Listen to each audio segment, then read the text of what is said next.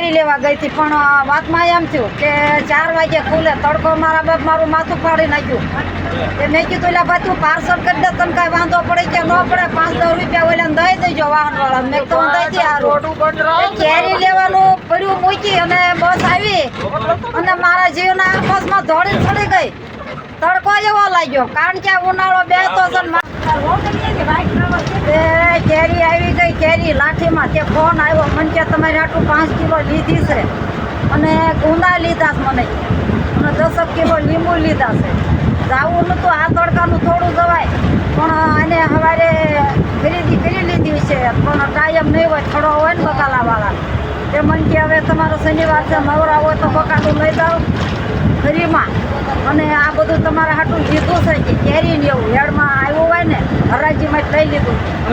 મેં કે આવી જાઓ, પણ વાતમાં એવું થયું તડકો મારા બાપ કાળા કોપનો નીકળવું કેમ કે આ બસવાળા કે આજે મેં પેસેન્જર નથી લીધા. મેં તો અમારે સ્પેશિયલ બાંધવી છે. કેટલા લેવો સ્પેશિયલના? પછી કોઈ બેહારીશ નહીં, પણ ભાઈની ભલાઈએ બેહારી બેઠા. એ મારે બેનપણીઓ નહીં છે, 2 જણા કંડક્ટર ને આવડા ડ્રાઈવર, અને આ 2-3 બેઠાની મારી બેનપણીઓ છે. ભાઈની ભલાઈએ લીધા.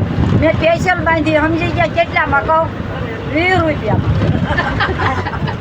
મારે હવે આમાં ક્યાં લેવા જવું બધું? આવડતામાં ઓછું થાય છે નહીં, પણ વાંધો નહીં. હાલો ને કેરી બેરી બધું દેખાડું ફોનમાં, કાંઈક એમાં ખોટું નહીં બોલું હો. અને મારી હજી માસીના હમ ખોટું ન બોલું, તે તમારા આમ ખોટું ન બોલું. હાલો આગળ બીજા બ્લોકમાં મળશું. કેરીનો ઢગલો જોઈએ, લીંબુનો જોઈએ, ગુંદાનો જોઈએ, અને આ તો વળી ખાઈ કેરીનો અને ગુંદાનો ઢગલો જોવો છે ને, પણ એને માટે થોડીક રાહ જોવી પડશે, કારણ કે આ લોકો જમવા વયા ગયા છે અને બરાબર તડકો જામી ગયો છે અને સોકડીએ બેઠી છું.